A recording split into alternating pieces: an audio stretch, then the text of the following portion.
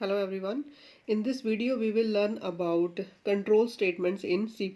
ठीक है, हमारे पास तीन तरह की कंट्रोल स्टेटमेंट्स होती हैं C++ में। सबसे पहले हमारे पास है कंडीशनल स्टेटमेंट्स। ठीक है, कंडीशनल स्टेटमेंट्स, और उसके बाद हमारे पास आती है लूप स्टेटमेंट्स। ठीक है, और थर्ड जो है हमारे पास कौन सी होती हैं, ब्रेकिंग कंट्रोल स्टेटमेंट्स।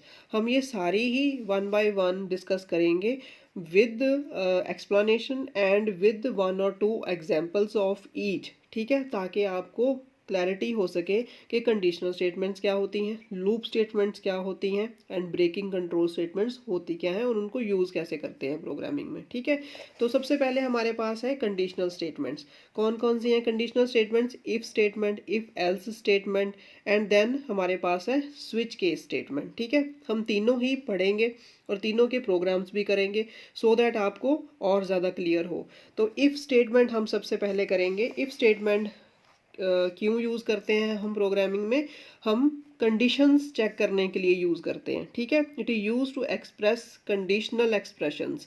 अब इफ़, इसका सिंटेक्स हमारे पास क्या है? सबसे पहले हम इफ़ इज़ अ कीवर्ड। ठीक है, इफ़ ऐसे ही यूज़ करना है आपने, bracket start and then your expression. इसमें आप अपनी कंडीशन लिखोगे। ठीक है, कंडीशन अगर आपकी ट्रू होगी, if the given condition is true, then तो जो बॉडी ऑफ द स्टेटमेंट्स हैं, जो बॉडी में इफ़ की दी हुई हैं, हमने बॉडी कौन सी है, जो कर्ली ब्रेसेस के अंदर स्टेटमेंट्स लिखी हैं, ये वाली स्टेटमेंट्स आपकी एग्जीक्यूट होंगी।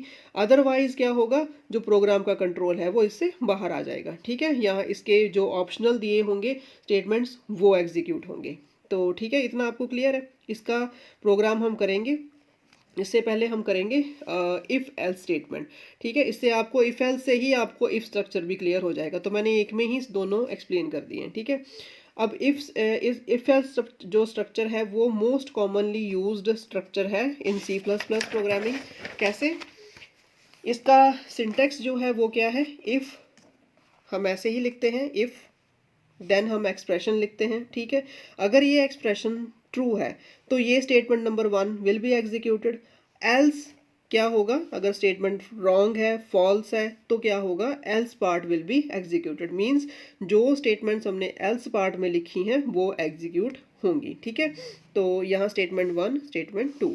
ठीक है, अब ये जो मैंने स्टेटमेंट वन लिखी है, यहाँ आप नंबर ऑफ स्टेटमेंट्स भी करली ब्रेस से यहाँ ऐड कर सकते हो ऐसे। ठीक है, और यहाँ एल्स पार्ट में भी नंबर ऑफ स्टेटमेंट्स हो सकती हैं, जरूरी नहीं है आपने एक ही देनी है। ठीक है, it depends upon the program, आप कितनी स्टेटमेंट्स यूज़ कर रहे हो। ठीक है, तो ये था हमारा if and if else structure. ठीक है, अब हम करते हैं इसके प्रोग्राम। ठीक है, तो सबसे पहले मैंने एक बहुत सिंपल सा प्रोग्राम लिया है जिसमें हम ये देखेंगे कि जो आपका अगर आप कीबोर्ड से दो वैल्यूज़ एंटर कर रहे हो, ठीक है, तो उनको चेक करना है कि उनमें से लार्जेस्ट वैल्यू कौन सी है। ठीक है, तो उसके लिए मैंने ये प्रोग्राम लिखा है, मैं इसको आपको रन करके भी दिखाऊंगी ऑन द सिस्टम। उससे पहले आप इसकी एक्सप्लेनेशन पहले देख लो। ठीक है, hash include iostream.h, hash include conio.h, ये हेडर फाइल्स जो आपने लगानी है मैंने आपको एक्सप्लेन किया था पहले। ठीक है, तो मेन फंक्शन ऐसे ही आपने यूज़ करना है। उसके बाद आती है हमारे पास बारी वेरिएबल्स की।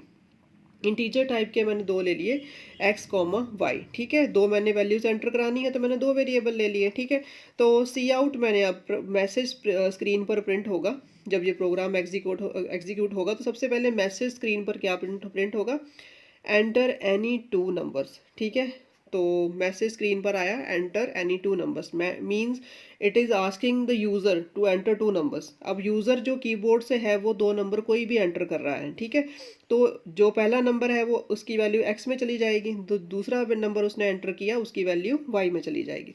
अब इफ़ जो है आपकी कंडीशन चेक करेगा। इफ़ जो आपका स्ट्रक्चर जो हमने पहले कंडीशनल कंट्रोल पढ़ा है, ठीक है, स्टेटमेंट है, इसमें क्या है, if x is greater than y। अब अगर x ग्रेटर है y से तो क्या आएगा, लार्जेस्ट वैल्यू इज़ x। ठीक है, एल्स पार्ट में अगर ये कंडीशन फॉल्स है तो एल्स पार्ट में क्या होगा, लार्जेस्ट वैल्यू इज़ y। ठीक है, गेट ch, एंड यहाँ से हमने प्रोग्राम ख़त्म कर दिया।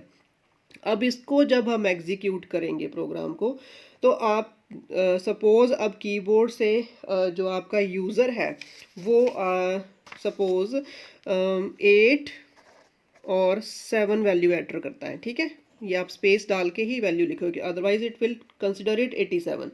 जब उसने एंटर एनी टू नंबर्स बोला ना स्क्रीन पर, तो आप 8 स्पेस 7 डालोगे, means x is 8 and y is 7, ठीक है। Now it will check x is greater than y और नॉट, 8 इज ग्रेटर देन 7 और नॉट, ठीक है। अब बताओ 8 7 से बड़ा है जो छोटा है? Yes it is greater, true है। ट्रू है तो कौन सी स्टेटमेंट एग्जीक्यूट होगी? Largest value is x, that means largest value आपकी क्या हो जाएगी?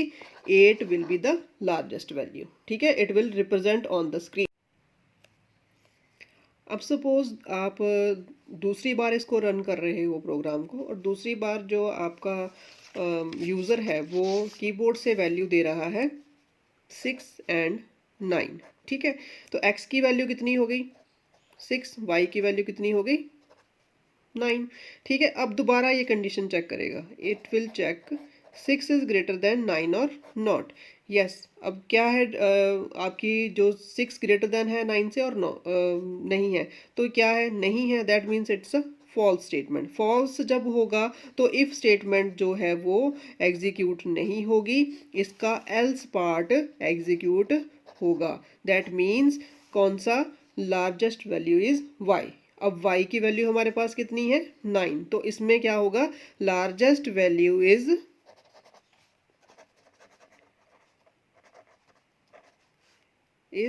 इक्वल टू 9, तो ये होगा आपका, ठीक है। ये तो हमारे पास था कि अगर हमने दो में से चेक करना है, दो वैल्यूज एंटर करी हैं। अब सेम प्रोग्राम आप यूज कर सकते हो फॉर द 3 वैल्यूज ऑल्सो, ठीक है। वो आप ले सकते हो x y एंड आप x comma y comma z ले सकते हो, ठीक है। ये मैंने आपको करवा रही हूँ क्योंकि कई बार होता है हमें नेस्टेड इफ स्ट्रक्चर फॉलो करना पड़ता है। नेस्टेड इफ स्ट्रक्चर में क्या होता है? इफ के अंदर एक और कंडीशन हम चेक लगाते हैं, ठीक है। जैसे सपोज हमने 3 वैल्यूज में से ग्रेटेस्ट वैल्यू ढूंढनी है, ठीक है, तो इसके लिए मैं क्या लॉजिक लगाऊंगी? If x is greater than y, इसके अंदर एक और इफ लगाऊंगी, ठीक है, x is greater than z, ठीक है। अगर तो x y से भी बड़ा है, x z से भी बड़ा है, तो ऑब्वियसली हमारे पास सी आउट क्या आएगा? लार्जेस्ट वैल्यू इज कौन सी है हमारे पास? x, ठीक है। एल्स पार्ट में क्या होगा? इसका else part cout largest value is equal to z, ठीक है। इतना समझ आ गया? उसके बाद में इसकी जो आपका इफ एल्स इसका हो गया, अब इसका चेक करते हैं अगेन, ठीक है। इसका एल्स पार्ट हम लिखते हैं else, E L S E, else if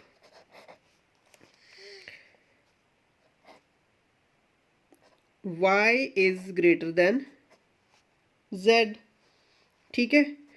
तो क्या होगा? सी आउट लार्जेस्ट वैल्यू क्या आएगी हमारे पास? y, अगर ट्रू है तो, ठीक है। लार्जेस्ट वैल्यू इज कौन सी है हमारे पास? y, ठीक है। इसी का ही एल्स पार्ट हम लेंगे, else cout largest value is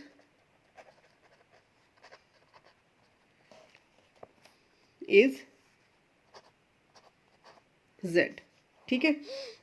तो इससे, इस वाले लॉजिक से आप क्या कर सकते हो, क्या ढूंढ सकते हो? 3 वैल्यूज में से कौन सी वैल्यू जो है वो लार्जेस्ट है, ठीक है।